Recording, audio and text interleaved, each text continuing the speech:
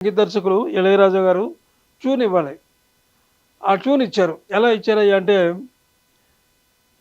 నన్నా నన్నా నన్నా నానా నన్నా నానా నన్నా నానా నన్నా నానా నన్నా నానా అక్కడ మ్యూజిక్ వస్తది. టమ్ టమ్ టమ్ అని మ్యూజిక్ వస్తది. అక్కడ ఏమని ఇచ్చారు? ఇలా ఇచ్చారు కదా! అది ఆ పాటకి అద్భుతమైనటువంటి అంటే శ్రీనారాయణ రెడ్డి గారి గురించి మనం చెప్పక్కర్లేదు. ఆయన ట్యూన్‌కి ఈయన రాసిన పాట. సువ్వి సువ్వి సువ్వాలమ్మ సీతాలమ్మ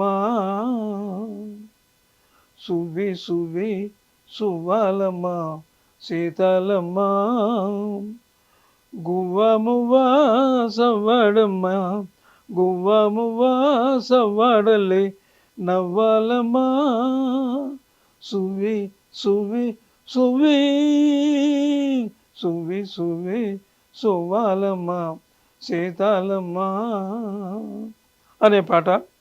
ఈ పాట ఆ రోజుల్లో అంటే అసలు ఈ ఈ స్వాతి ముత్యంలో పాటలన్నీ కూడా హైలైట్సే. ఏ పాట తీసుకున్నా హైలైటే.